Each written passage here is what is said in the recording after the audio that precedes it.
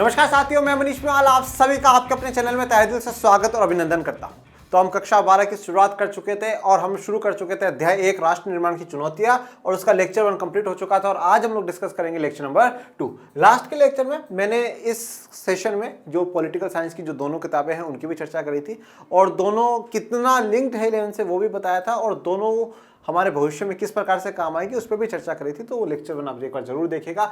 आज का हमारा टॉपिक है विभाजन, विस्थापन और पुनर्वास और फिर है विभाजन की प्रक्रिया को पढ़ेंगे। चलिए शुरू करते हैं आज के लेक्चर। विभाजन, विस्थापन और पुनर्वास। देखिए, आप में से सब कोई भी व्यक्ति नहीं होगा जो नहीं जानता होगा विभाजन के बारे में। ठीक है, पार्टीशन के बारे में आप सभी जानते हैं कि 15 अगस्त को जब भारत आज़ाद हुआ तो जब ब्रिटिशर्स भारत आए थे, अंग्रेज जब भारत आए थे तो एक राष्ट्र पे शासन करने के लिए आए थे, पर जब वो गए तो 2 राष्ट्र बना करके गए, भारत और पाकिस्तान। ठीक है, इसीलिए महात्मा गांधी ने कहते हैं कि जब हम 15 अगस्त को आज़ाद हुए हैं तो आज़ादी हमारे पास खुशी और दुख दोनों लेकर के आई है। खुशी इस बात की है कि जिन 200 सालों से हम जिन अंग्रेजों के दास थे अब वो दास्ता खत्म हो चुकी है, और दुख इस बात का है कि जो लोग साथ रह रहे थे आज वो बढ़ चुके हैं, वो अलग हो चुके हैं, 2 राष्ट्र बन चुके हैं, एक पाकिस्तान का नया गठन हुआ। इस विभाजन के बारे में आप सभी जानते हैं। और फिर 14 अगस्त को पाकिस्तान का स्वतंत्रता दिवस और 15 अगस्त को हमारा स्वतंत्रता दिवस। आज ये नहीं पढ़ना कि ये विभाजन हुआ कैसे, क्या बात थी, नहीं, हमें एक्चुअल में ये जानना है कि विभाजन कितना दर्दनाक था। ठीक है, कितना दुख देने वाला ये विभाजन था और इस विभाजन में लाखों लोगों की मृत्यु हुई है, लाखों के साथ काफी कुछ गलत हुआ है। और इस विभाजन जब हुआ तब तक लोगों को नहीं पता था कि हम किसकी सीमा में हैं, हम पाकिस्तान की सीमा में हैं हम या भारत की सीमा में हैं। तो वो आज हम लोग जानेंगे। और जब लोग एक जगह से दूसरी जगह जा रहे हैं, विस्थापन हुआ उनका। विस्थापन का मतलब होता है बेटा डिस्प्लेसमेंट। क्या हुआ है? डिस्प्लेसमेंट। मतलब उन लोगों की अपनी जो प्लेस है वो छूट चुकी है, उनकी जो प्लेस है वो अपनी प्लेस छूट चुकी है, वो एक जगह से दूसरी जगह जा रहे हैं। पूर्णवास, अब उनको फिर से पूर्ण आवास मतलब उनको फिर से रिहेबिलिट करना, फिर से उनको बसाना। अगर मान लीजिए कोई ऐसा व्यक्ति है जो पाकिस्तान से भारत आया है तो अभी भारत सरकार की जिम्मेदारी थी कि उनको कहीं पर रहने के लिए जगह दे, मकान दे, उनके लिए खाने पीने की व्यवस्था करे, इस प्रकार से। तो विभाजन में विस्थापन, पहले तो डिस्प्लेसमेंट हुआ तो हुआ क्यों और फिर जानेंगे उनको पूर्णवास रिहेबिलिटेशन कैसे कराया गया, ये सब कुछ। चलिए शुरू करते हैं। देखिए, अब ये आपको उस समय का मानचित्र, और इस मानचित्र में देखिए कि जितना भी जो येलो वाला है वो ब्रिटिश इंडिया है और बाकी प्रिंसली स्टेट। ये अभी अपन चर्चा करेंगे, फिर अपन आगे आएंगे। 14-15 अगस्त 1947 को एक नहीं बल्कि 2 राष्ट्र अस्तित्व में आए। ठीक है, तो 14-15 अगस्त 1947 को एक नहीं 2 राष्ट्र अस्तित्व में आए। ये जितना अभी आप कुछ पढ़ रहे हैं यहाँ पे, ये आपने 10th में भी पढ़ा है। संघवाद वाला जब चैप्टर था, चैप्टर 2 मैंने आपको पढ़ाया था, तो आपने जरूर इस पर चर्चा करी होगी। देखिए, भारत, अगर हम 1947 से पहले की बात करें, हम ये क्या है, ब्रिटिश शासन के समय भारत को हम 2 भागों में बांट करके देख सकते हैं। एक भारत था ब्रिटिश भारत, और दूसरा भारत था रजवाड़ों वाला, रजवाड़े, जिन्हें हम कहते हैं इसको ब्रिटिश इंडिया और उनको प्रिंसली स्टेट्स। ब्रिटिश इंडिया या ब्रिटिश भारत वो एरिया है भारत का जहां पर पूर्ण रूप से 100% जो राज चला करता था वो ब्रिटिशर्स का चला करता था, जैसे कि मैं आपको इसमें मैप में दिखाता हूं। ठीक है, अब इसमें जितना भी येलो कलर में आपको देखने को मिल रहा है, ये सारे के सारे में पूर्ण रूप से किसका राज चला करता था? ब्रिटिशर्स का राज चला करता था। और दूसरा हमने कौन सा पढ़ा? रजवाड़े। रजवाड़ों से सीधा अर्थ है जहां पे राजा रानियों का राज चला करता था। आप देखते आते हैं कि भारत में बहुत से राजा रानियों की कहानियां सुना करते हैं, तो राजा रानियों का राज चला करता था। अब तो क्या वहां पर ब्रिटिशर्स का राज नहीं था? ब्रिटिशर्स का था, परंतु आंशिक रूप से था। कुछ चीजों में उन्होंने राजाओं को छूट दे रखी थी, वहां राजाओं का ही शासन चला करता था, परंतु काफी बातें उनको ब्रिटिशर्स की माननी पड़ती थी। अब यहां पर जितना भी आपको जो लाइट ब्लू में देखने को मिल रहा है, ये सारा प्रिंसली स्टेट्स है, ये सारे क्या हैं? रजवाड़े हैं।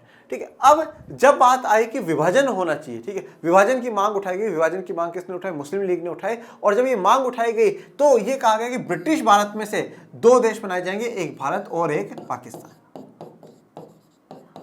भारत और पाकिस्तान, और पाकिस्तान को 2 सीमा क्षेत्र दिए गए, एक पश्चिम में जिसे हम कहते थे वेस्टर्न पाकिस्तान, और एक पूर्व में जिसे हम कहते थे ईस्टर्न पाकिस्तान।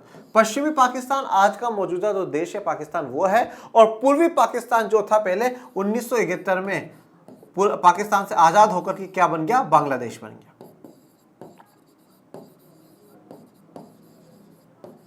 तो ब्रिटिश इंडिया में से 2 राष्ट्र बन गए। फिर बात आई रजवाड़ों की। अब रजवाड़ों के साथ क्या करना है? तो ब्रिटिशर्स ने यहां तो विभाजन कर ही दिया और वहां पे साथ में रजवाड़ों के भी जेल घोल दिया और उनको ये बोला कि आपके पास चॉइस है, अगर आप चाहो इंडिया के साथ मिलना चाहते हो इंडिया के साथ मिल जाओ, आप पाकिस्तान के साथ मिलना चाहते हो आप पाकिस्तान के साथ मिल जाओ, और आप स्वतंत्र बनकर के नया राष्ट्र बनाना चाहते हो तो आप वो भी कर लीजिए। अब बताइए कितना गलत है। पहली बात तो यहीं पर उन्होंने विभाजन करा, वही गलत है। दूसरी बात, उन्होंने पाकिस्तान को 2 सीमा क्षेत्र दिए, वो गलत बात है। तो यार रजवाड़ों के पास तो चॉइस होनी ही नहीं चाहिए थी। सीधा सा उनका तो उन पर तो हमारा अधिकार बनता था कि वो भारत के हैं और भारत में ही रहेंगे, परंतु ब्रिटिशर्स ने उनको भी चॉइस दी कि अगर आप इंडिया में मिलना चाहते हैं इंडिया में मिल जाइए, अगर आप पाकिस्तान में मिलना चाहते हैं आप पाकिस्तान में मिल जाइए, या आप स्वतंत्र रहना चाहते हैं, आप आजाद रहना चाहते हैं तो आप आजाद रहिए। ठीक है, तो 2 राष्ट्र अस्तित्व में आए, भारत और पाकिस्तान। और कौन से में से हुआ था? ब्रिटिश भारत वाले में से हुआ था, रजवाड़ों में से भारत का विभाजन नहीं हुआ था। अब देखिए, भारत, पाकिस्तान, ठीक है, मुस्लिम लीग, द्विराष्ट्र सिद्धांत। तो मुस्लिम लीग ने एक थ्योरी रखी जिसको नाम दिया गया 2 नेशन थ्योरी। ठीक है, द्विराष्ट्र सिद्धांत। मुस्लिम लीग का यह मानना था कि जो भारत है, भारत 2 समुदायों का देश है, हिंदू और मुसलमान, इसलिए मुसलमानों के लिए एक अलग राष्ट्र होना चाहिए। 2 नेशन थ्योरी रखी गई कि 2 राष्ट्र होने चाहिए। यह थ्योरी किसने दी? मुस्लिम लीग ने दी, और यही आधार बनती है विभाजन के लिए।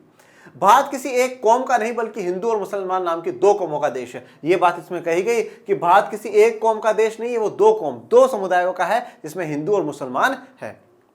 मुस्लिम लीग ने मुसलमानों के लिए एक अलग देश यानी पाकिस्तान की मांग रख दी, और मुस्लिम लीग ने मुसलमानों के लिए क्या है? एक अलग राष्ट्र की मांग रख दी, जिसे क्या नाम दिया गया? पाकिस्तान। कांग्रेस ने द्विराष्ट्र सिद्धांत तथा पाकिस्तान की मांग का विरोध किया। कांग्रेस ने हमेशा से विरोध करा, कांग्रेस ने हमेशा से द्विराष्ट्र सिद्धांत का भी विरोध करा कि यह गलत है। ठीक है, जो हम हमेशा से साथ साथ रहते हुए आए हैं वो अलग नहीं होने चाहिए। जो द्विराष्ट्र सिद्धांत की जो बात रखी गई है, ये बात बिल्कुल गलत है, ऐसा बिल्कुल भी नहीं होना चाहिए। और हमेशा से क्या करा? पाकिस्तान का विरोध करा, मतलब पाकिस्तान बनने का विरोध करा है कि पाकिस्तान नहीं बनना चाहिए। यह द्विराष्ट्र के सिद्धांत की जो पॉलिसी है यह गलत है। सन 1940 के दशक में राजनीतिक मोर्चे पर कई बदलाव आए। कांग्रेस और मुस्लिम लीग के बीच राजनीतिक प्रतिस्पर्धा तथा ब्रिटिश शासन की भूमिका जैसी कई बातों का जोर रहा। अब 1940 का दशक में अगर आप देखते हैं तो राजनीतिक काफी बदलाव आए, आपको पॉलिटिकल काफी चेंजेस देखने को मिलेंगे।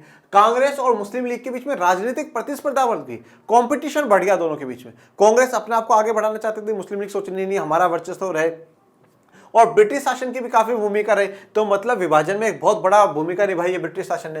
देखिए, अभी हम आने वाले लेक्चर में ये पढ़ेंगे कि ये जो विभाजन हुआ इसके क्या परिणाम रहे, किस प्रकार से विभाजन हुआ, क्या क्या कॉन्सिक्वेंसेस उसके हुए, वो हम लोग जानेंगे। अगर ये विभाजन हुआ और अगर उसको शांतिपूर्ण तरीके से अगर ब्रिटिश सरकार चाहती तो करवा सकती थी। जितनी लोगों को मारा गया, जितनी डर लोगों में भय बैठा उस समय, वो नहीं होता अगर ब्रिटिश सरकार चाहती तो। पर ब्रिटिश सरकार ने चाहा ही नहीं, वो तो खुद ये चाहते थे कि नहीं, इस प्रकार के दंगे होने चाहिए, हिंसा होनी चाहिए, लोगों में एक दूसरे के प्रति नफरत होनी चाहिए, और वो काम वो कर करके चले गए। अगर ब्रिटिश शासन चाहता तो आराम से शांतिपूर्ण तरीके से भी ये विभाजन करवा सकता था, इतने लोगों को अपनी जान ना गंवानी पड़ती। पाकिस्तान की मांग मान ली गई, और फिर फाइनली क्या करा गया? पाकिस्तान की मांग मान ली गई और पाकिस्तान को एक नया राष्ट्र दे दिया गया। अब बात करते हैं विभाजन की प्रक्रिया की। ठीक है, प्रोसेस ऑफ पार्टीशन। अब जितना आसानी से आज हम लोग पढ़ रहे हैं, या जितना आप एक आसानी से सोचते हैं कि नहीं साहब इतना ऐसे पार्टीशन हो गया होगा, ठीक है ना, देखिए ये तो एक देश है पूरा। ठीक है, हम जब एक घर का भी विभाजन करते हैं ना, तब भी आंखें नम हो जाती है कि अपने उस दीवार के पार, हम इस दीवार के पार। ठीक है, उसमें भी बड़ा दुखदायी होता है कि किचन का कौन कौन इस्तेमाल करेगा। ठीक है, ये लेट बात है, इसका कौन इस्तेमाल करेगा, कितने कमरे किसके पास जाने चाहिए, किसके कमरे कितने पास जाने चाहिए, बड़ा ही दुख होता है। तो ये तो देश का विभाजन था, ठीक है ना, तो इसका दुखदायी तो था, इसमें तो कोई डाउट वाली बात नहीं, पर इसकी क्या प्रक्रिया थी, इसका क्या प्रोसेस था कि किस प्रकार से पार्टीशन करा गया। जितना आसान, जिस समय मैंने कहा है कि भाई ये पश्चिमी पाकिस्तान और पूर्वी पाकिस्तान दे दिया पाकिस्तान को, क्या इतना आसान थोड़ी था, हमने बोला सोचा दे दिया। किस प्रकार से, कौन सा आधार बनाया गया जिसके आधार पर कि भाई ये एरिया पाकिस्तान के पास जाएगा, ये पाकिस्तान के पास जाएगा, ये बीच का एरिया भारत के पास रहेगा, कौन सा आधार था? जो पूरा प्रोसेस है, जो पूरी प्रक्रिया है, इस प्रक्रिया को समझना जरूरी है। फिर इस प्रक्रिया को समझने के बाद जब अगले लेक्चर में हम लोग आएंगे, तब हम ये समझेंगे कि ये विभाजन का क्या परिणाम रहा, क्या क्या कॉन्सिक्वेंसेस हम लोगों को देखने को मिले। और जब आप कॉन्सिक्वेंसेस देखेंगे तो सच में आपकी आंखों में आंसू आ जाएंगे। बड़ा ही दुखदायी, बड़ी ही दयनीय रूप से एक दूसरे लोगों को मारा गया, सिर्फ और सिर्फ धर्म के नाम पर। यह देख लिया गया कि वो उस धर्म का है और हम इस धर्म के हैं। बड़े मतलब आप कह सकते हैं कत्ल उस समय हुए, महिलाओं के साथ रेप हुआ। ये जो परिणाम है हम आगे देखेंगे, पर अभी विभाजन की जो प्रक्रिया है, जो प्रोसेस है पार्टीशन का, वो हमें जानना है। फैसला हुआ कि अब तक जिस भूभाग को इंडिया के नाम से जाना जाता था उसे भारत और पाकिस्तान नाम के दो देशों के बीच बांट दिया जाएगा। ठीक है, तो इंडिया यहाँ पे मतलब कौन से की बात हुई, जो भी मैंने कहा ब्रिटिश इंडिया, तो ब्रिटिश इंडिया में से क्या है, भारत और पाकिस्तान दो देशों के बीच में बांट दिया जाएगा। रजवाड़े वालों को विभाजन के समय में नहीं छेड़ा गया है, इसीलिए फिर रजवाड़ों को बाद में चॉइस दी गई कि आप भारत में मिलना चाहते हैं आप भारत में विलय हो जाइए, आप पाकिस्तान में विलय करना चाहते हैं पाकिस्तान में कर लीजिए, या आप स्वतंत्र राष्ट्र बनाना चाहते हैं एक स्वतंत्र राष्ट्र बना लीजिए। यह विभाजन दर्दनाक तो था ही, इस पर फैसला करना और अमल में लाना और भी कठिन था। यह विभाजन दर्दनाक तो था, जैसे मैंने कहा कि हम हमारे घरों का भी अगर विभाजन करते हैं तो वही बड़ा दर्दनाक होता है, बड़ा समस्या खड़ी करता है। यह दर्दनाक एक दुख भरे फैसले के साथ साथ ये इस पर अमल करना ये एक बड़ा कठिन था। मैंने कहा ना कि हम जितनी आसानी से पढ़ रहे हैं कि भाई ये पश्चिमी पाकिस्तान, ये पूर्वी पाकिस्तान, ये भारत के हिस्से होंगे, ये रजवाड़ों को हमने छोड़ दिया, इतना इजी नहीं था। बड़ी कठिनाइयों के साथ एक एक एरिया को बांटा गया और उन एरियाओं का क्या आधार बना, और कहीं ना कहीं वो आधार फिर जब विभाजन हो रहा है उसमें फिर एक बड़ा रूप हिंसा का भी लेते हुए नजर आएंगे। विभाजन का आधार धार्मिक बहुसंख्या, तो विभाजन का जो आधार बनाया गया वो धर्म को बनाया गया कि भाई जहां पर जिस धर्म की संख्या ज्यादा है, जहां पर जिस धर्म के बहुसंख्यक लोग हैं उस को हम सौंप देंगे। अगर कहीं पे हिंदू सिख ज्यादा है तो वो एरिया इंडिया के पास चला जाएगा, और जिन एरियाज में मुस्लिम ज्यादा है वो एरिया पाकिस्तान के पास चला जाएगा।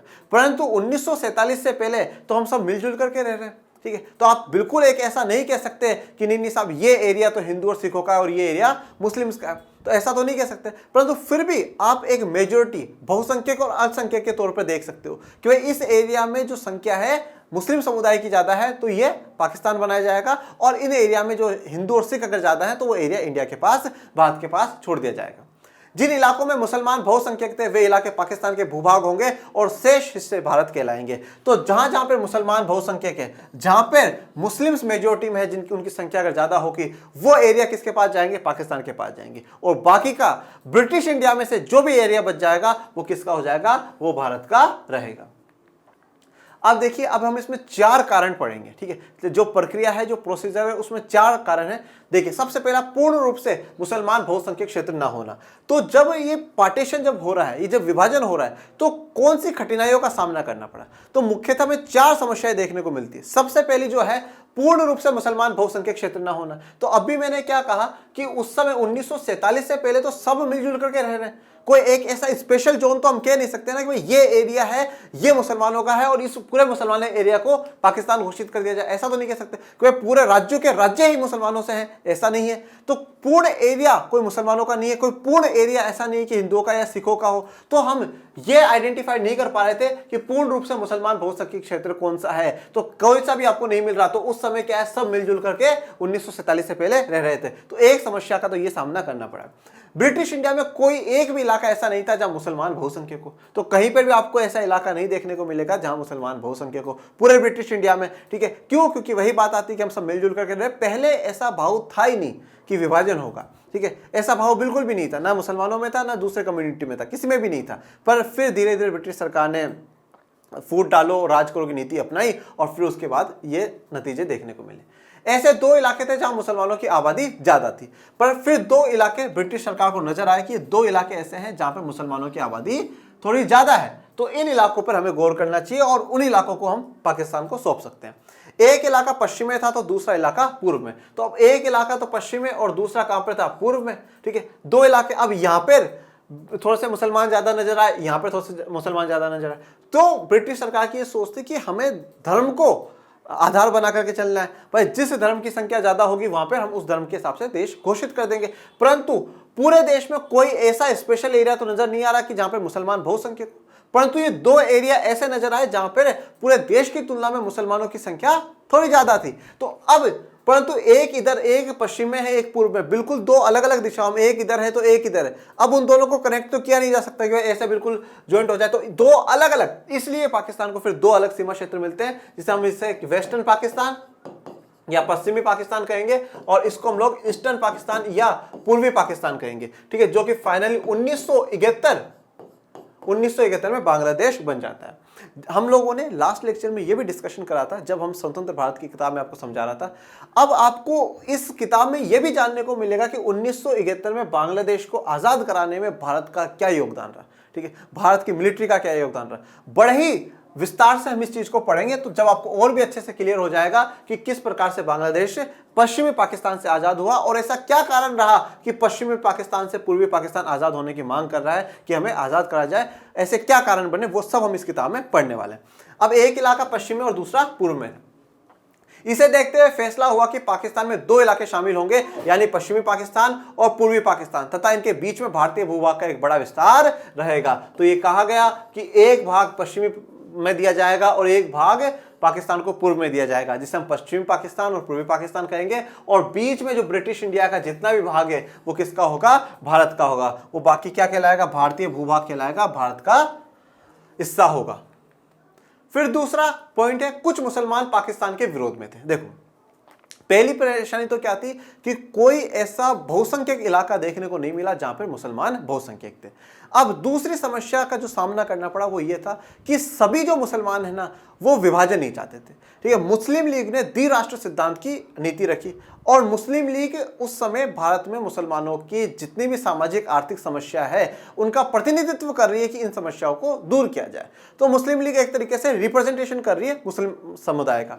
परंतु अगर उन्होंने टू नेशन थ्योरी रखी है तो इसका मतलब ये नहीं है कि उस समय देश में जितने भी मुसलमान है वो सारे के सारे मुस्लिम लीग के साथ है। कुछ ऐसे मुस्लिम थे जो कि इस विभाजन के सख्त खिलाफ थे और उन्होंने अपना पूरा जोर लगाया, पूरी कोशिश करी कि ये विभाजन रुक जाए। परंतु उस समय राजनीतिक गर्मागर्मी में ये बिल्कुल भी सफल नहीं हो सका और विभाजन होकर के ही रहा। तो कुछ मुसलमान पाकिस्तान के विरोध में थे। मुस्लिम बहुल हर इलाका पाकिस्तान में जाने को राजी हो ऐसा भी नहीं हो। तो जहां जहां पे आपको मुस्लिम थोड़े ज्यादा नजर आए तो ऐसा नहीं कि हर इलाका पाकिस्तान में मिलना चाहता था, बिल्कुल भी नहीं। मतलब आप कह सकते हैं कि हर मुसलमान पाकिस्तान में जाने को राजी नहीं था। खान अब्दुल गफार खान पश्चिमोत्तर सीमा प्रांत के निर्विवाद नेता थे। देखिए तो ये कौन है, खान अब्दुल गफार खान। देखिए क्या है, सही से पढ़िएगा, पश्चिमोत्तर सीमा प्रांत। ठीक है, तो जैसे भाई ये हमारी दिशा है, ये पश्चिम हो गई, ये हमारी पूर्व, ये उत्तर और ये दक्षिण। ठीक है, पश्चिम और उत्तर, तो ये पश्चिम और उत्तर के बीच में। तो इधर जो पश्चिम उत्तर जो सीमा प्रांत वाला एरिया है इस पे तो NWFP कहा जाता है, नॉर्थ वेस्टर्न फ्रंटियर जो प्रोविंस है, इधर में यहाँ के निर्विवाद नेता थे खान अब्दुल गफार खान। ठीक है, और इनको फ्रंटियर गांधी भी कहा जाता है, गांधी जी के बड़े ही मानने वाले व्यक्ति थे। ठीक है, हर आंदोलन में गांधी जी के साथ रहे खान अब्दुल गफार खान। तो ये बिल्कुल पाकिस्तान की जो मांग थी उसके खिलाफ थे। इन्होंने कहा कि हम एक ही होकर के रहना चाहिए। पाकिस्तान जो बनाने की डिमांड उठाई है मुस्लिम लीग ने, वो डिमांड गलत है और उसको बिल्कुल ब्रिटिश शासन को नकार देना चाहिए।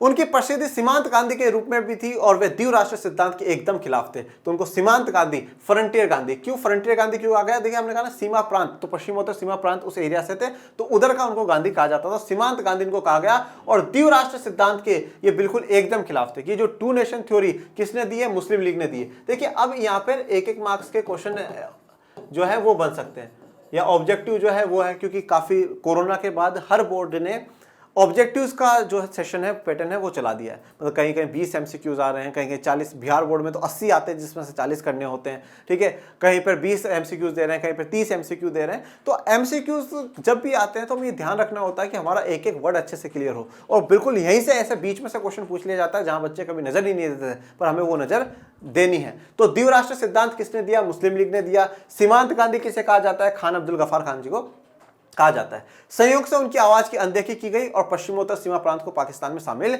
मान लिया गया और संयोग से जो उनकी आवाज है वो अनदेखी कर दी गई। मतलब उनकी आवाज को नहीं सुना गया और मुस्लिम लीग की आवाज को सुना गया और पाकिस्तान बना दिया गया। और जो उनका पश्चिमोत्तर सीमा प्रांत वाला जो एरिया था उसको किस में शामिल कर दिया गया? पाकिस्तान में शामिल कर दिया गया और पाकिस्तान का गठन हो जाता है। तो दो समस्याएं देखी, एक कोई भी ऐसा एरिया ना मिलना जहां मुसलमान बहुसंख्यक हो, और दूसरा हर मुस्लिम पाकिस्तान के पक्ष में नहीं था। तो आप ये कह सकते हैं कि कुछ मुस्लिम पाकिस्तान बनने का विरोध कर रहे थे, तो ब्रिटिश शासन के लिए भी समस्या थी। तीसरा देखते हैं कि मुस्लिम बहुल प्रांत के कुछ हिस्सों में गैर मुस्लिम आबादी है। अब देखिए, अब कैसा न कैसे कर करके ये आइडेंटिफाई कर लिया कि पश्चिम में कुछ ऐसा एरिया है जहां पर मुसलमान बहुसंख्यक है, पूर्व में कुछ ऐसा एरिया है जहां पर मुसलमान बहुसंख्यक है। इस समस्या का भी समाधान निकाला कि चलो भाई पाकिस्तान को 2 सीमा क्षेत्र दे दिए जाएंगे। पर फिर बात पे गौर करिएगा कि उस समय हमारा कोई ऐसा विशेष उद्देश्य नहीं था कि हम एक एरिया में एक समुदाय के लोग रहे, सब मिलजुल करके रह रहे हैं। तो अब क्या हुआ, जैसे कि यहाँ इस एरिया में मुसलमान बहुसंख्यक है, बिल्कुल उनकी संख्या ज्यादा है, परंतु कहीं कहीं पे कुछ उन एरियाज में कहीं कहीं पे कौन संख्या में ज्यादा है, जो गैर मुस्लिम है, मतलब आप कह सकते हैं हिंदू और सिख। मुस्लिम बहुल प्रांत के कुछ हिस्सों में गैर मुस्लिम आबादी, जैसा कि फॉर एग्जांपल अपन एक लेते हैं, जैसे मान लीजिए कि आपसे पूछा जाए कि आपकी स्कूल में लड़के ज्यादा हैं या लड़कियां ज्यादा है, 1000 बच्चे आपकी टोटल स्कूल में है, अब उनमें 600 बॉयज हैं और 400 गर्ल्स हैं, तो अब आप क्या कहेंगे कि सर हमारी स्कूल में जो है लड़के बहुसंख्यक में है। पूरी स्कूल में कौन बहुसंख्यक में है? लड़के बहुसंख्यक में। परंतु मैं कहूं बच्चों आपकी क्लास में बताओ तो 100 बच्चे हो आप, अब आपने कहा सर 70 गर्ल्स हैं और 30 बॉयज हैं, ठीक है, मतलब आपकी क्लास में लड़कियां बहुसंख्यक है। तो यहां पर भी ऐसा भाई, जो एरिया, जो प्रांत, जो राज्य पाकिस्तान को सौंपे गए थे वहां पर मुसलमान बहुसंख्यक थे, परंतु कुछ एरिया ऐसे थे, उन प्रांतों के, उन राज्यों के कुछ जिला हो सकते हैं, कोई गांव हो सकता है, कोई शहर हो सकता है, उनमें कौन बहुसंख्यक था? गैर मुस्लिम, मतलब हिंदू भी हो सकते हैं, सिख भी हो सकते हैं, या और कोई दूसरे रिलीजन वाले हैं वो भी हो सकते हैं। तो यहाँ पे इस स्कूल वाले एग्जांपल से आप समझिएगा कि अगर पूरी स्कूल में जैसे बॉयज बहुसंख्यक में है पर आपके स्कूल में गर्ल्स बहुसंख्यक है, वैसे ही पूरे एरिया में, उस पूरे प्रांत में, उस पूरे स्टेट में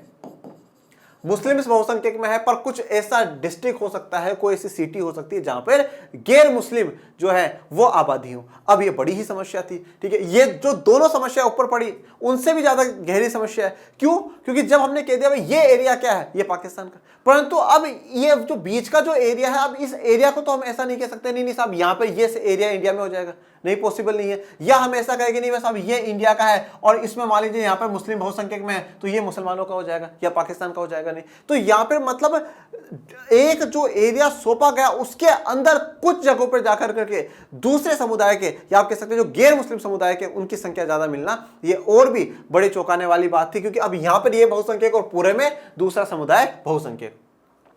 ब्रिटिश इंडिया के मुस्लिम बहुल प्रांत पंजाब और बंगाल में अनेक हिस्से बहुसंख्यक गैर मुस्लिम आबादी वाले थे, ठीक है ना। देखिए, और जो मुख्यतः जो विभाजन देखने को मिला है वो पंजाब और बंगाल को बड़ा अफेक्ट करा है, ठीक है, विभाजन हुआ ही इन एरियाज में से है, पंजाब बंगाल में से। तो ब्रिटिश इंडिया के जो मुस्लिम बहुल प्रांत है, ठीक है, जहां पर मुसलमानों की संख्या ज्यादा थी, कौन कौन से? पंजाब और बंगाल, यहां दोनों जगह मुसलमानों की संख्या ज्यादा थी, इसीलिए पंजाब वाले एरिया में से पश्चिमी पाकिस्तान बना और बंगाल वाले एरिया में से पूर्वी पाकिस्तान बना।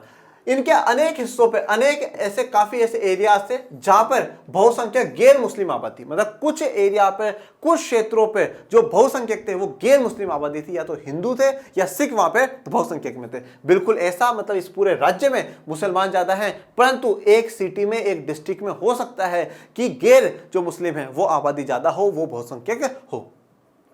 ऐसे में फैसला हुआ कि इन दोनों प्रांतों में भी बंटवारा धार्मिक बहुसंख्यकों के आधार पर होगा और इसमें जिले अथवा उससे निचले स्तर के प्रशासनिक हलके को आधार माना जाएगा। देखो, अब इसमें बोला गया, ऐसे में फैसला हुआ कि दोनों प्रांतों में जो बंटवारा है वो धार्मिक बहुसंख्यकों के आधार पर होगा, ठीक है भाई, जहां पे जिस धर्म की संख्या ज्यादा है उसके आधार पर होगा, और जिले अथवा निचले स्तर के प्रशासनिक हलके को भी आधार माना जाएगा। और हम ये देखेंगे कि एक एक जिले या एक एक निचले लेवल पे, बिल्कुल लोकल लेवल तक भी हम देखेंगे कि किसकी संख्या ज्यादा है। पर देखिए, ऐसा पॉसिबल तो नहीं है ना कि भाई ये वाला एरिया आप जिनकी संख्या ज्यादा है उस देश को सौंप दें, ठीक है भाई, यहां पर अगर हिंदू और सिख ज्यादा रह रहे हैं तो वो वाला एरिया इंडिया को दे दे, ऐसा पॉसिबल नहीं है, ठीक है। धार्मिक बहुसंख्या को आधार माना जाएगा, पर एक राज्य के तौर पर, एक प्रांत के तौर पर कि भाई ये है, तो ये प्रांत है और यहाँ पे मुसलमान ज्यादा है तो वो पाकिस्तान बना दिया जाएगा और बाकी का जो शेष एरिया रह जाएगा वो इंडिया का कहलाएगा। 14-15 अगस्त 1947 की मध्य रात्रि तक ये फैसला नहीं हो पाया था, ठीक है। अब 14-15 अगस्त 1947 की मध्य रात्रि तक, जैसे मैंने आते ही स्टार्टिंग में ये बात कही थी कि लोगों को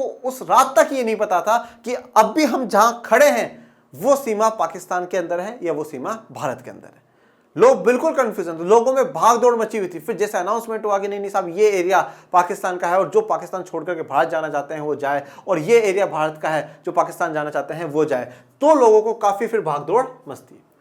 इसका मतलब यह हुआ कि आजादी के दिन तक अनेक लोगों को यह पता नहीं था कि वे भारत में हैं या पाकिस्तान में हैं। तो आजादी मिली उस दिन तक लोगों को यह नहीं पता था कि वो भारत में है या पाकिस्तान में है। मतलब जिस समय हमें आजादी का जश्न मनाना चाहिए था सबको मिलकर के, उस समय लोग एक जगह से दूसरे जगह जा रहे थे।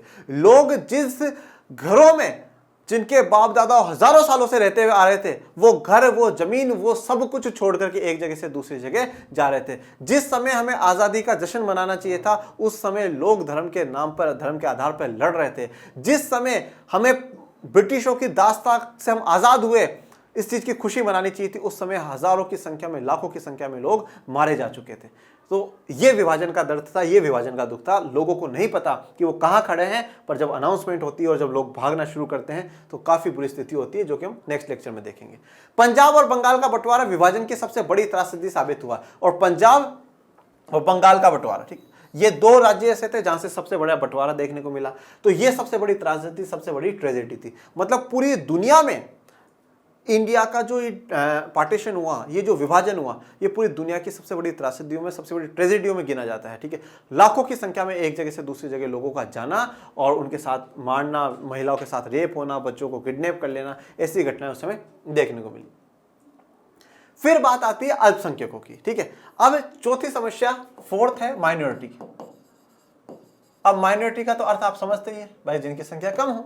अब माइनॉरिटी की समस्या क्यों सर? देखो, अब क्या हुआ कि जहां पाकिस्तान बना, पाकिस्तान मुख्यतः मुसलमानों के लिए बनाया गया, परंतु अब वहां पर भी कुछ हिंदू, कुछ सिख, कुछ दूसरे धर्मों के लोग रह रहे हैं। तो अब पाकिस्तान में तो जो बहुसंख्यक है वो मुसलमान हो गए, और अल्पसंख्यक कौन हो गया? हिंदू और सिख अल्पसंख्यक हो गए, मतलब उनकी संख्या कम हो गई। भारत में इसका उल्टा था भाई, भारत में हिंदू और सिख बहुसंख्यक है और मुसलमान अल्पसंख्यक हो गया। तो अब एक बड़ा सवाल था कि इन अल्पसंख्यकों की रक्षा कैसे करी जाए। भाई भारत अपने देश में अल्पसंख्यक कौन है? मुसलमान है, उनकी रक्षा कैसे करेगा? उनको कैसे साथ लेकर के चलेगा? ठीक है। और जो पाकिस्तान है, पाकिस्तान किस प्रकार से हिंदू और सिखों की रक्षा करेगा? उनकी रक्षा किस प्रकार से होगी? तो अल्पसंख्यकों के लिए एक बड़ा सवाल खड़ा हो चुका था। यह बात ध्यान रखिएगा कि जब पार्टीशन हो रहा था, ठीक है, और पार्टीशन में टू नेशन थ्योरी रखी गई मुस्लिम लीग के द्वारा, जिस प्रकार से मुस्लिम लीग मुसलमानों का प्रतिनिधित्व कर रही थी, उसी प्रकार से काफी ऐसे संगठन थे जो कि हिंदू और सिखों का प्रतिनिधित्व कर रहे थे। और उन्होंने यहां तक ये बात कही कि जब मुस्लिम समुदाय के लिए पाकिस्तान बन चुका है तो भारत एक हिंदू राष्ट्र, एक हिंदू नेशन घोषित कर देना चाहिए, हिंदू राष्ट्र होना चाहिए। तो ऐसे समय में जो अल्पसंख्यक, जो पाकिस्तान, जो भारत में मुसलमान रह गए, उनकी किस प्रकार से रक्षा करी जाएगी, एक बड़ा सवाल था। और फिर जब संविधान का निर्माण चल रहा था तो उसमें यह बात रखी गई कि हमारे देश में सभी धर्म के लोग रहेंगे, किसी एक धर्म विशेष के लिए हमारा देश नहीं है, सभी धर्मों के लोग रहेंगे, चाहे वो हिंदू हो, मुस्लिम हो, सिख हो, ईसाई हो, जैन हो, पारसी हो, बौद्ध धर्म के सभी हो। वो बात एक अलग है कि जिस दिन संविधान लागू हुआ उस दिन धर्मनिरपेक्ष शब्द कहीं पे भी नहीं था, वो बाद में 1976 में जाकर करके प्रस्तावना में जोड़ा गया। परंतु जो मूल आत्मा है भारत के संविधान की, उसमें धर्मनिरपेक्षता वाले काफी अनुच्छेद आपको देखने को मिलेंगे। ये कक्षा 11 में आप डिस्कस कर चुके हैं। तो अल्पसंख्यकों को लेकर के एक बड़ा सवाल था कि जो दोनों देश है वो अपने अल्पसंख्यकों को किस प्रकार से ट्रीट करते हैं, उनके साथ किस प्रकार का व्यवहार करते। सीमा के दोनों तरफ अल्पसंख्यक थे, भारत, हिंदू और सिख। हिंदू और सिख तो क्या हो गए? बहुसंख्यक हो गए, ठीक है ना, क्योंकि अब भाई भारत में हिंदू और सिख है, बहुसंख्यक है, तो फिर अल्पसंख्यक कौन हो गया?